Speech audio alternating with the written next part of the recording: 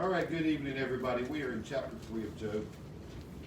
If you've joined us for the last two, then you know that Job has spent the last week in silence. 3 of his friends showed up, and no one has said a word for 7 days. So, Job finally gets around to speaking, and we're going to look at what he has to say tonight. Let's start at verse 1. At last, Job spoke, and he cursed the day of his birth. We're going to stop right there. If you remember, the whole idea was that Satan was going to get Job to curse God, correct? And he, as we go through this, he comes close. He kind of argues a bit with God in a way, but he never gets out to where he curses God. He's only cursing the day of his birth. And a lot of this is about how he feels about the day of his birth. So we're going to jump right in. Let the day of my birth be erased, and the night I was conceived. Let that day be turned to darkness, let it be lost even to God on high, and let no light shine on it. Let the darkness and utter gloom claim that day for its own. Let a black cloud overshadow it, and let the darkness terrify it. Let that night be blotted off the calendar, never again to be counted among the days of the year, never again to appear among the months. Let that night be childless. Let it have no joy. Let those who are experts at cursing, whose cursing could rouse a Leviathan, curse that day. All right, we're going to stop right there. There's a lot of poetry at this point. As a matter of fact, for the rest of the book, you're going to see a lot of poetry. It's poetic writing from this point onward. So when you look at what he's saying, what's the sense that you get? Is he distraught? Is he despairing? Is he angry? Has he given up? What do you think is his mindset at this point? Anybody? I don't think that he is given up yet, but he's on that borderline. He is kind of on that borderline, yes. You know, he's had a lot happen to him in the past little while. He's pretty much lost everything but his wife. Well, if you don't get technical, she ain't happy. So. She ain't happy, yeah. She's a real peach. So, yeah, you know, his marriage is kind of in shambles at this point. But she's lost a lot, too. We have to remember that. Yes. He's not the only one that's suffering here. So, yeah, let's tear this apart. Let the day of my birth be erased and the night I was conceived. So, the day of his birth and the night he was conceived, he wants it all gone. Mm-hmm. His idea is it would have been better if he had never even been thought about. Yeah. That's some pretty tough suffering, you know, that you're going through to get to that point in life. Let that day be turned to darkness, and let it be lost even to God on high, and let no light shine on it. This is a reference back to Genesis, where God said, let there be light.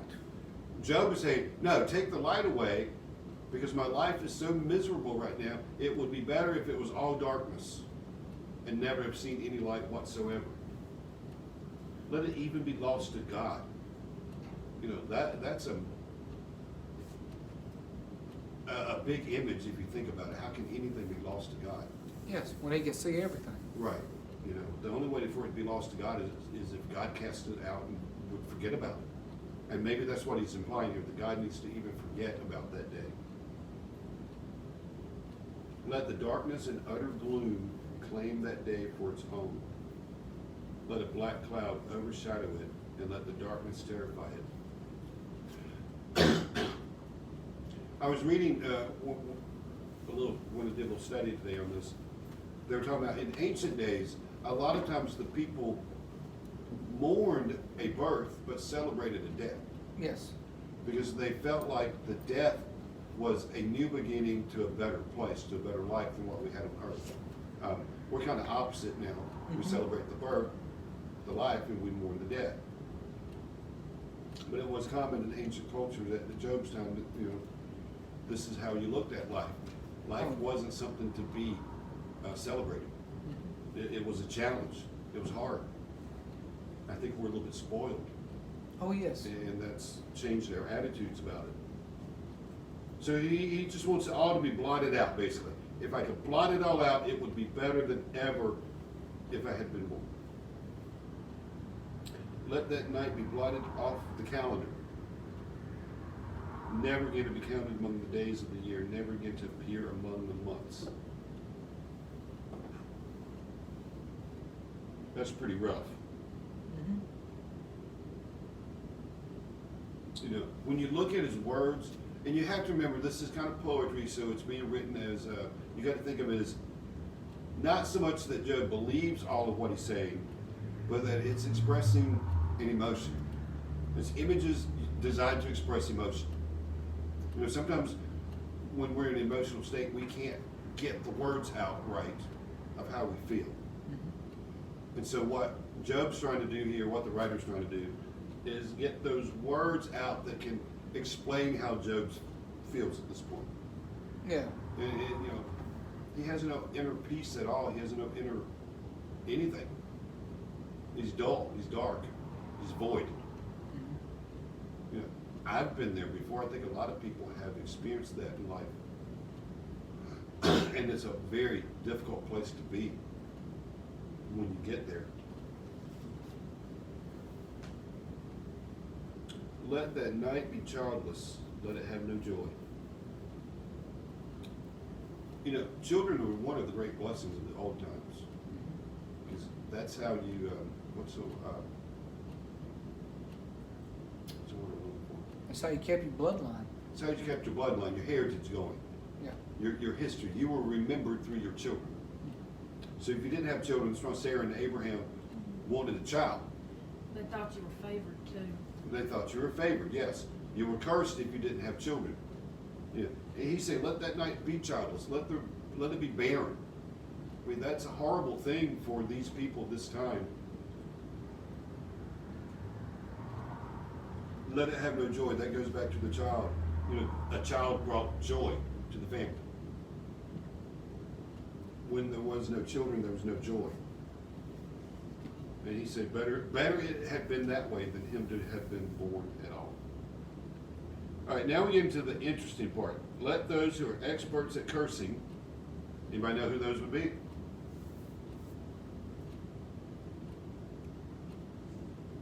Who were experts at cursing? That would be your pagans. wouldn't it? Your pagans, Yes. yes. Your witches, I was gonna say witch doctors. your I was gonna say sorcerers. sailors. Not that kind of cursing. Yeah. This was the kind where you called bad things down upon people. Not those that just had foul language. You heap coals upon their heads. Yeah. These are the people, you know, that were good at that. Now, it doesn't tell us that he believed in it or that he practiced it or condoned it, but he does recognize it exists. And remember, we're being poetic, so he's getting this image out. Let those who are experts at cursing, whose cursing could rouse Leviathan. Where's Michael when we need him? Who is Leviathan? Amanda, you should know this one. Leviathan, Yeah. he's But a creature. what kind of creature? A mythical creature. Well, I mean, if you go by, The little cliff note says this, the identification of Leviathan is disputed, It is. ranging from an earthly creature to a mythical sea monster in ancient literature. yeah. Mostly we think of Leviathan as an ancient sea monster. The Kraken. The Kraken. Release the Kraken. If you remember Moby Dick and some of those It stories. was a whale. But that's what he called him. Yeah, he did. I don't know, I never read it. You know, it's always a monster of the sea Yes. and that the sailors were afraid of. Yeah, it is disputed about what Job meant by Leviathan because even, there is a land creature often referred to Leviathan, which is a snake-like, serpent-like creature. Some people think Leviathan here refers to Satan, which could be. We don't really know what Job had in mind, but it's some serpent-type creature most likely, whether in the sea or in the land. I think it would represent a Satan-type figure. that could be roused by cursing. One interesting note I read was that a lot of people believe that God defeated Leviathan when he brought order to the universe, to the earth. That Leviathan was a monster of the dark. And that God, when he brought light into the world, defeated Leviathan. So rousing him might be rousing him from the dead. Yes. Is what Job's referred to. We really don't know. But this is one of the few places you find Leviathan in the Bible. So let those who can rouse Leviathan curse that day. Let its morning stars remain dark. Let it hope for light, but in vain. May it never see the morning light. You know, kids, I remember as a child, it was way back then, you know, the dark scares kids oftentimes. You know, we think there's boogie monsters and all kinds of things going on. And we long for the morning when the light comes out. People do that. You know, symbolically, when you're in a bad emotional state, you long for that time when the light is going to shine again. We're living in a time of darkness right now, not knowing what's coming, what's happening, how we're going to end up. And a lot of people are beginning to long for that light of when this is all going to be over. You know, Job saying it's so bad for him, he preferred it never even come. That it never had come. You know, he's in a really deep, dark place at this point. And this is a man of great faith. We have to remember that. This is not someone who has a weak faith, who maybe has a faith. This is a man of deep faith. And he's struggling here. He's struggling with wanting life to go on or not. Now, what does that tell us about faith? Anybody out there? Yeah, it's not always easy. It's not always easy. And it's okay when you're struggling with it. Because even though Job's struggling with the faith of life, he's not struggling with who God is, and he's not blaming God, and he's not cursing God. You know, faith doesn't mean it's all cheery and rosy all the time. We often forget that. We often, and especially people outside the church, they have this image that people that have great faith are always Pollyannas. And no matter what comes, they're never moved. They're never shaken. People of faith are shaken sometimes. And it's okay to be shaken. You do not want to allow yourself to be shaken to the point where you curse God and you blame God for what's going on. The idea is to call out to God when you're shaken in that way so that God can show up and really show who he is. Notice Job has not got to a point where he's calling out to God yet. We're a long way from that day. He's right now at this point where he's shaken. His faith is shaken. And you might say that he doesn't want to go on anymore. Caleb, coffee time. Please. I can't get up and make my own, son. And I know your wife is ready for some. All right. Yes, because she's freezing. Yeah. Cursed that day for failing to shut my mother's womb, for letting me be born to see all this trouble. Why wasn't I born dead? Why didn't I die as I came out of the womb? Why was I laid on my mother's lap? Why did she nurse me at her breast? Had I died at birth, I would now be at peace. I would be asleep and at rest.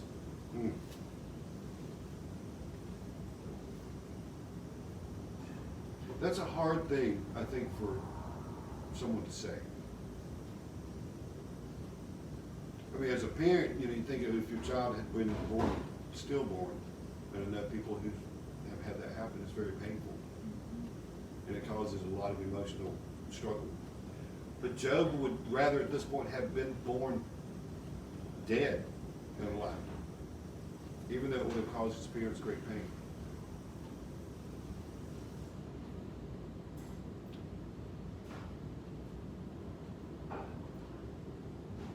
do you think he's right for feeling that way? Is that the right attitude to have? Amanda, you're my audience, I'm gonna ask you, how do you feel about that?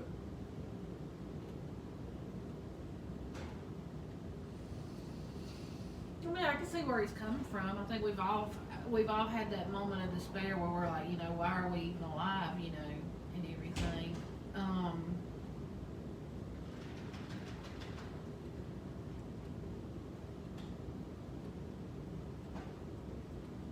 As a mother, how would you feel about that if your son said that? Well, my sons have said it, so I mean, Now, how did it make you feel? I've been there. I mean, it broke my heart, Yeah, but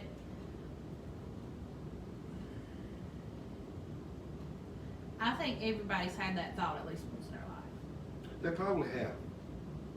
Because we've all faced something that we thought was extremely difficult emotionally. Yeah, I mean, I mean, There's a little bit of selfishness in it on his part. Thank you. yeah, Because, he's looking at his own pain, not the pain that he could have, his stillborn, his, he doesn't think, he's not thinking about how it would have affected his mother. Right. By saying something Yeah. like that, right. he's focused on himself. He's very focused on himself at this point. Now, if any of you know, if you ever got to that dark place and you focus only on yourself, you tend to spiral down Yes. real quick. Mm-hmm.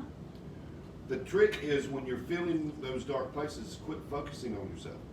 Yes. Start focusing on other people. Because if you don't, you go to places you don't really want to go to, it's hard to come back from.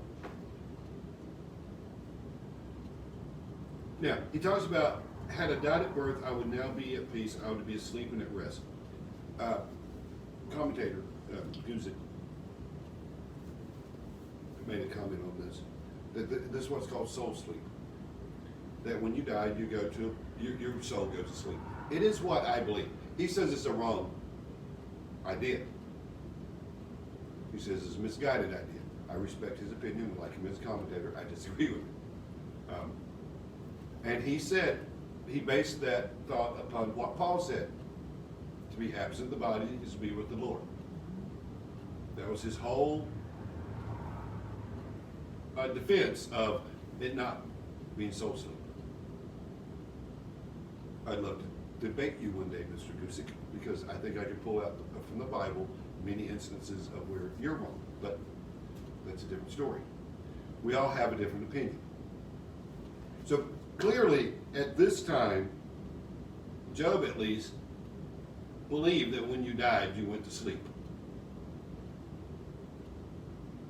We don't know, it was probably a common thought because you find it in the Old Testament quite a bit.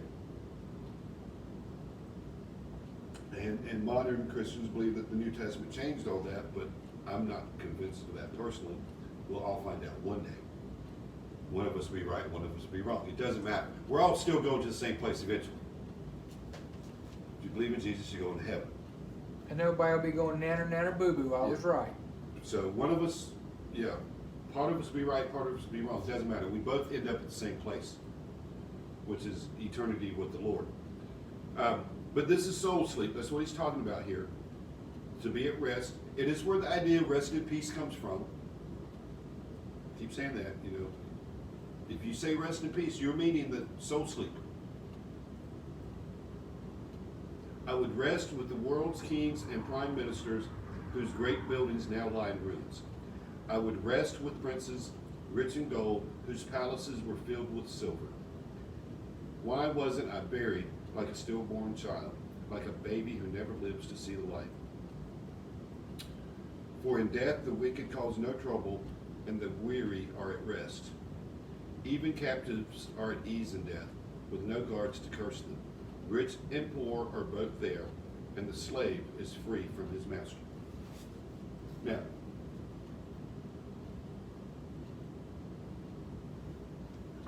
all this is true, whether you believe in soul sleep or not. Because if you believe that you go straight to heaven, you're still with the kings and the princes, and the slaves are free of the masters. What's not true, if you don't believe in soul sleep, is that for in death the wicked cause no trouble and the weary are at rest. The wicked cause no trouble. If they're not asleep, they're somewhere. So, are they in hell? Are they being tormented? Are they running free? I don't know. Because I believe we're all in soul sleep. Just want to throw that out there to you. Some of you will disagree with me, that's okay. I still love all of you anyway. We could debate this for days, because I don't know that there's clear answers here. Now, the question that Mr. Gusick asked is, does the fact that soul sleep, in his opinion, is a false idea, or misguided idea, make the Bible untrue here? Because clearly what Job is saying, the wicked are at rest, basically, Yes. would be a lie. Because under modern Christianity, New Testament Christianity, the wicked are punished upon death. So is the Bible true or is it not? Well, maybe Wait he's a saying minute, the what wicked verse- doesn't. What verse are you on? I'm on verse 17. What's your translation say? For in death the wicked cause no trouble. What's yours say? Some of them read Well, I differently. mean, if they're dead, they don't cause trouble. Yes. See, mine says, there the wicked cease to make trouble. Cease to make trouble, okay. Could And be. there the weary find rest. Don't say the wicked, it says the weary find rest. Yeah, mine says the weary finds rest in the second part. Some translations are a little different. But anyway, something to think about. Like I said, we could have a fun debate with that one day if we wanted to. Just to be clear though, even though I do believe in soul sleep, I do believe at some point we will be awakened and join Christ in the afterlife. At Judgment Day, basically, or at his return. So don't mistake what I'm saying here. Job had no concept of that. None whatsoever, it seems, does Job have any concept of afterlife. Meaning, for him, you weren't waking up at some point and life carried on. You were simply asleep when you die. You're done. I'm not sure why he would call that sleep, but because usually in sleep you wake up. But as far as we know, Job had no concept, and many in the Old Testament had no concept of an afterlife in eternity. So you have to remember that. All right, we're going to move on. Oh, why give light to those in misery, and life to those who are bitter? They long for death, and it won't come. They search for death more eagerly than for hidden treasure. They're filled with joy when they finally die, and rejoice when they find the grave. Why is life given to those with no future? Those God has surrounded with difficulties. This is where he comes really close to challenging God and questioning the purpose of God, God's purpose. This really, when I read this, I think of the problem we have in modern day with young people committing suicide. I think they get to this point. Why give light to those in misery and life to those who are bitter? They long for death, and it won't come. They search for death more eagerly than for hidden treasure. We have an epidemic of suicide going on in the world right now. And a lot of that is because these people mentally and emotionally have gotten to this point where they just long for death because life is miserable for them.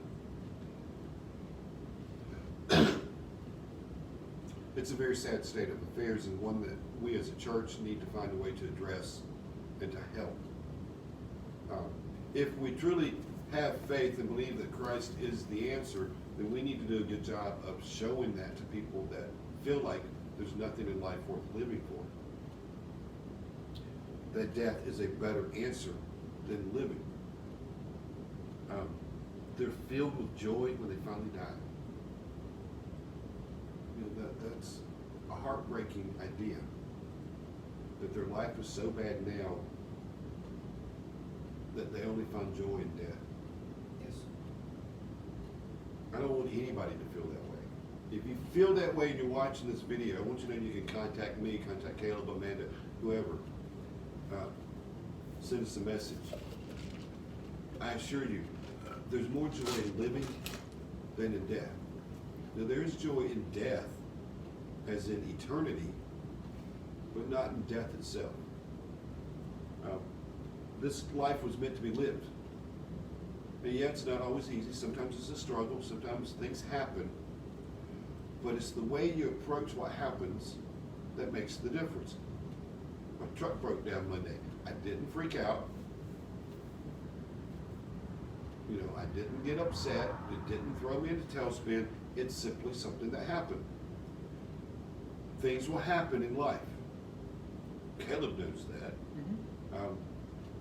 When they happen, that's the joy of having God on your side, because you've got someone there with you to trust, that's going to help you get through it and to open the doors you need open to get through it. So if you don't know the Lord today, you really need to meet Him. You need to start looking for Him and start finding Him, because He is a great help. And He does give us peace in times of trouble. He gives us, wisdom and strength, all the things we need. He gives it to Job too in this book, and you'll see that eventually. But at first you have to go through that valley. It's a good way to look at it. He's come off the mountain, he's going through the valley. We did 23rd Psalms the other week. Though I walk through the valley of the shadow of death, I'll fear no evil. Job's walking, he's in that valley. Yes. It's dark. He's not lost yet, but he's wandering a bit. Why is life given to those with no future? Those God has surrounded with difficulties. As far as Job concerns, he no longer has a future. His kids have gone, they've died, they're taken away. All of his possessions are gone. His wife pretty much deserted him for the most part, it seems, at least emotionally. So he has nothing left in this life to look forward to but difficulties. The beauty of this story is that's not true. He has a lot to look forward to. He just has to be reminded of it. I cannot eat for sighing. My groans pour out like water. What I always feared has happened to me. What I dreaded has come true. I have no peace, no quietness. I have no rest. Only trouble comes. I think a lot of people can identify with that Yes. statement. I know people in our church that can identify with that statement.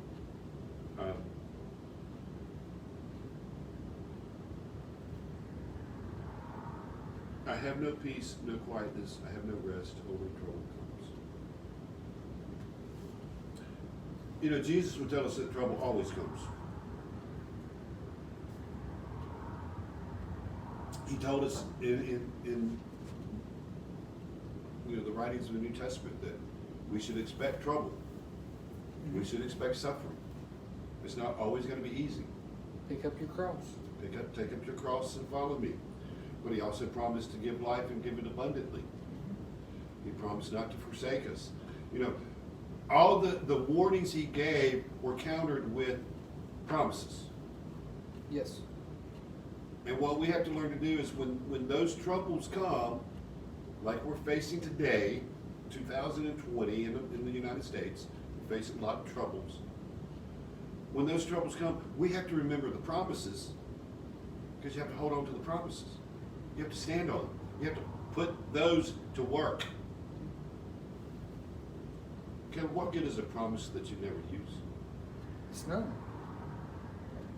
Why would you not use a promise someone made to you? The only way you would not use a promise if it was not to better you. Right. But if someone promised you, No mosquitoes in the yard. yeah, Yeah, you'd use it. you'd use it. Instead of sitting out on the front porch getting ate up. Or if they promise that they're gonna bring you something for your house that you've been wanting, you wouldn't look and say, oh, no, I don't want it, right? No, you'd say, come on with it. Yeah, bring it on. Been looking for that. You know, we're looking for something, and Jesus has promised it, but we, for some reason, don't want to go over there and pick it up and grab hold of it, or tell him, come on, bring it on over.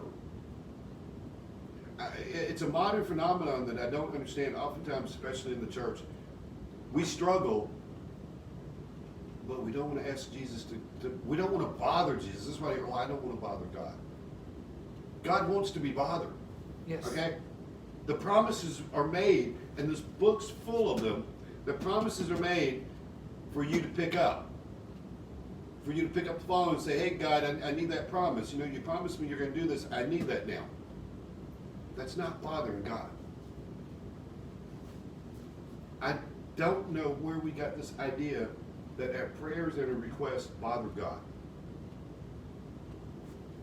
Because I have heard that quite a bit from people. They don't feel right about asking God for things for themselves. Why not? It's not selfish to ask for things for yourself. It is selfish to always expect God to deliver. That's arrogance. It's never selfish to ask. Especially when God's already promised he'd do it. So if you're living this last sentence of this chapter, I have no peace, no quietness, I have no rest, only trouble comes. It is time for you to pick up the phone and call God. Send him a text message. Whatever you do, message him. I don't care. Go find the promises located in this book. It's full of them, the page after page after page. Luckily, we're going to watch as Job is reminded of these promises and reminded that God's with him. And he knows it. He knows it deeply. That's why he's not cursing God. He already knows it. You already know it, but oftentimes we kind of forget it. And we have to be reminded. You know, we have friends. God sends you friends. God sends people into your life like he sent them into Job's life to remind you of what you already know.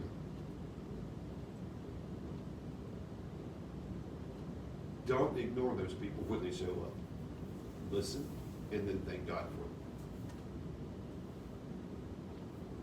for it. We're dealing with this virus, and everybody's hating it. But we really should be thanking God for it. Because it's revealing things to us about ourselves, about our nation, about our world, about other people,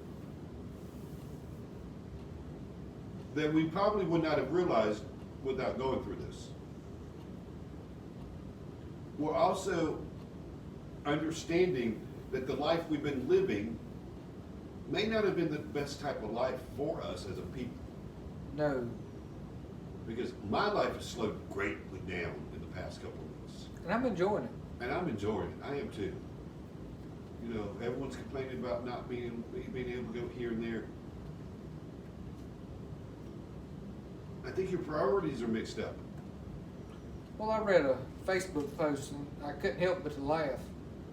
She put on there, she said, is it just me or is everybody else's norm now eating supper on the patio and then staying outside till the sun goes down? Mm-hmm.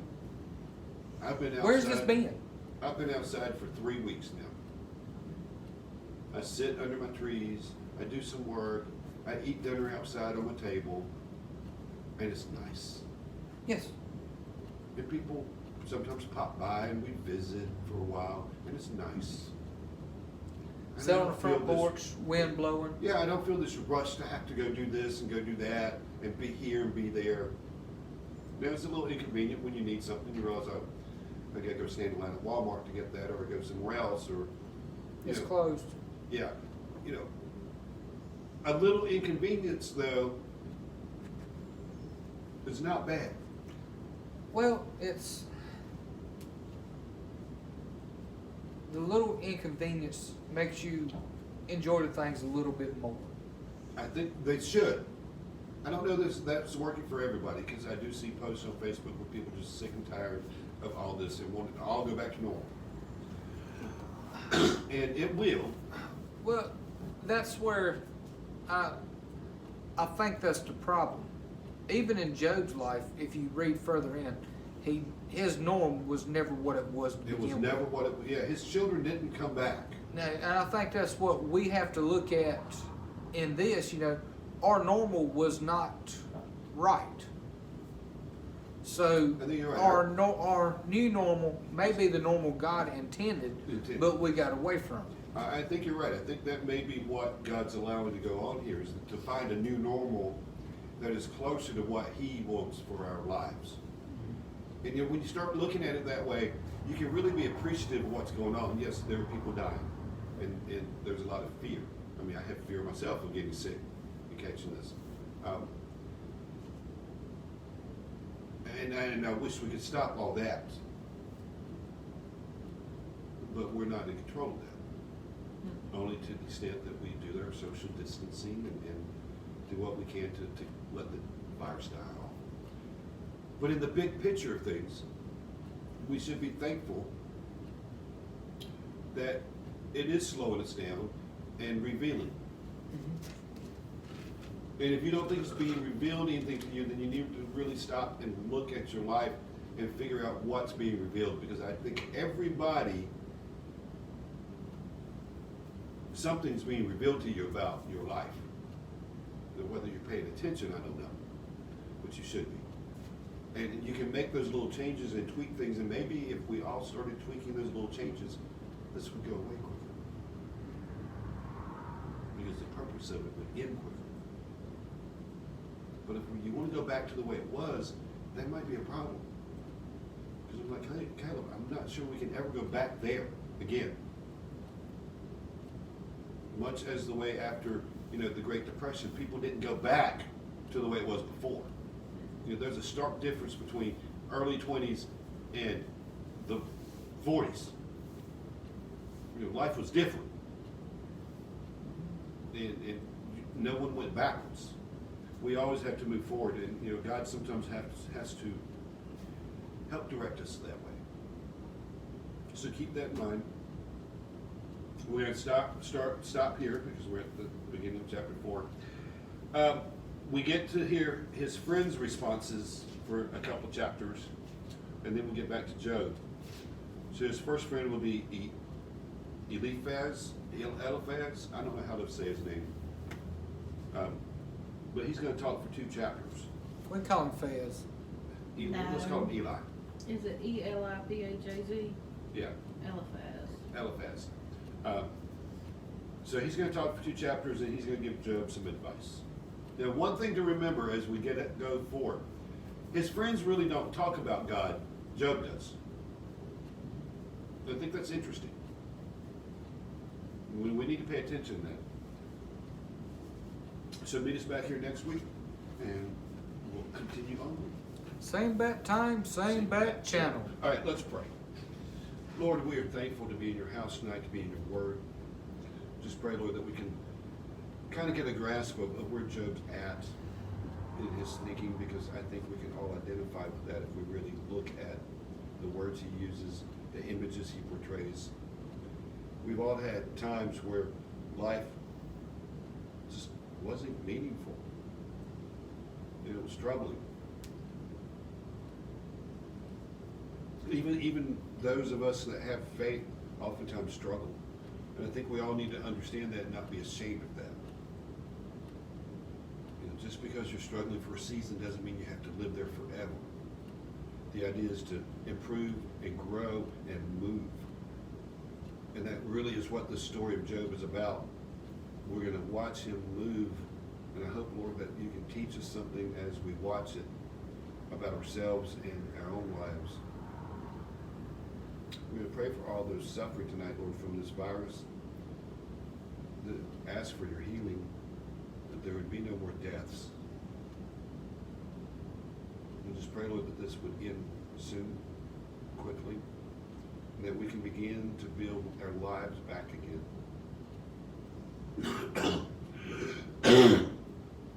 In all my life, I don't know that I've ever experienced something that's affecting the entire world at one time. But I do think it goes to show, Lord, that we as humans are not as in control as we like to believe we are. That if there's anyone in control, it's you. Though I know you didn't create this, I do know, Lord, that you're letting it happen. And you have some purpose here. And I pray, Lord, that you open us all up to understand what that purpose is so that we can respond appropriately to it. And I ask, Lord, that if there's anything we can do to help people out there in need, that you would show us and direct us and guide our way. Give us the wisdom we need, Lord, so that we can truly be your church. Even though we can't meet in this building, Lord, we are still alive. And we're still your people. And as long as your people are here, the church is here. I just pray, Lord, that each and every one of us would become the church to somebody out there today, out there that are not facing life in the joy that we have, people that have no rest, people that have no quietness, people who seem to be troubled. We just pray, Lord, for all those who are troubled tonight, that you would reveal yourself to them, that you would convict them, that you would put them on their knees, crying out to you, Lord, for forgiveness and repentance. We're going to thank you and praise you this Monday, Thursday, for your sacrifice 2,000 years ago. Knowing that tomorrow, Lord, represents the day when you were led to the cross, to be nailed there to hang and die. Let us remember this each and every day.